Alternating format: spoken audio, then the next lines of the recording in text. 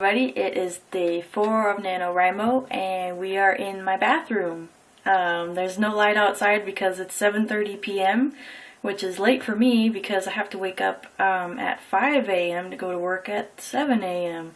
So I'm getting my writing and vlogging done a little later than usual today. So we're just gonna jump into the story where we are right now in chapter 4, and hopefully this will be a short video.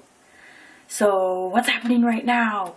Adley, the main character, and Jolien, the little boy, are walking to the old church where the town meeting is gonna happen.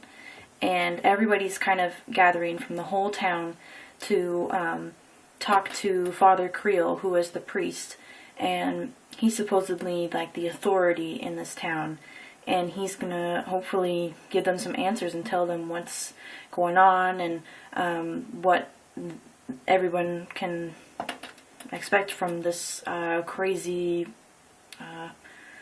event that's going on. That's kind of scary.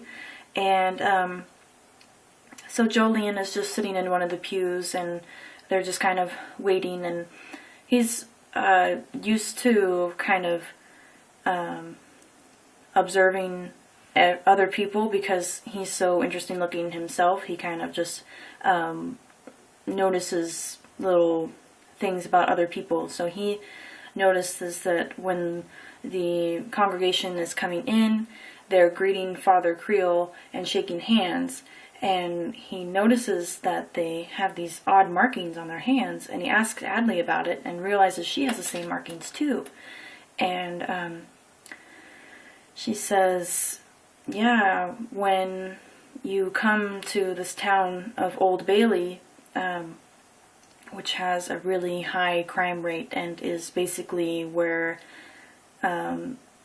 if you are in Old Bailey, you are running from something. You have done something bad, and you are coming there because you've done a horrible crime, and so everybody in the town is like sinners galore.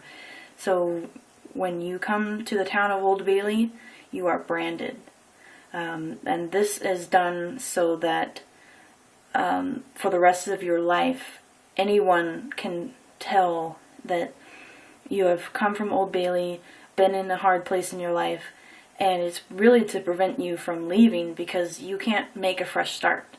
Everyone knows that you have lived here because they tattoo lines, blue lines, on your ring finger and your index finger, tattoos on your knuckles. And Jolien's like, geez, did that hurt? And she says, usually they just use a branding iron and then dip your hand in blue. So you can always tell a new person that comes to Old Bailey because their hands are blue for like weeks. But she says that she didn't want that to happen to her. She did it to herself. And so she got some ink and used a homemade quill and just stabbed her thousands of little dots into her own fingers to make the lines. And she also did that to Dee when they first escaped from their old life and came to Old Bailey.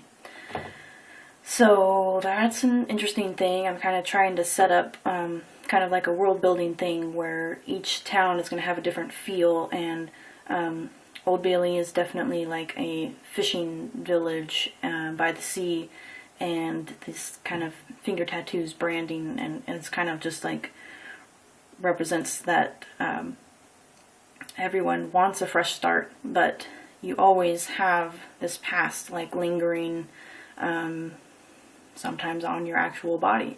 So and then Adley's sitting there waiting for the meeting to start, and she kind of feels something on the back of her neck, like prickling sensation, and she kind of like looks over at Jolien, and she realizes that someone is staring at her. Who is it? And it's Daya, the love interest I told you about yesterday, that's kind of like Damon. And,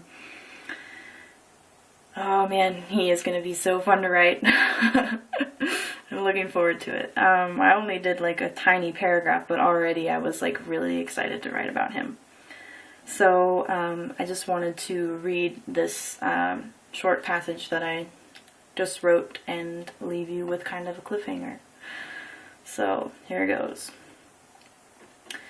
Adley tried desperately to hurry Jolyon along by grabbing his arm, but he couldn't understand her urgent pleas to leave. As she tried to stand up, she felt a rush of air and a firm hand on her shoulder pushing her down. Someone whispered in her ear, "Not so fast," and she was abruptly forced to sit back down. She instinctively knew it was the man who had been watching her, and her heart raced as she felt his cool touch. Her blood sang in her veins. Daya released his firm grasp on her shoulder and let his fingertips trail along her collarbone and drift slightly onto her neck, gently dragging his long fingernails over her pale skin. His body ached with longing and his breath caught in his throat as he surged with his lust for power and control. He felt her pulse rise and quicken, her breath coming out in ragged gasps. He was getting too excited by this touch and connection, but he didn't want this to end. He realized that others might start to notice, so he placed one hand on the back of the pew, looked around, and jabbed one of his sharp nails into her neck, holding her head in place against his body. If she so much as swallowed, his nail would pierce her skin.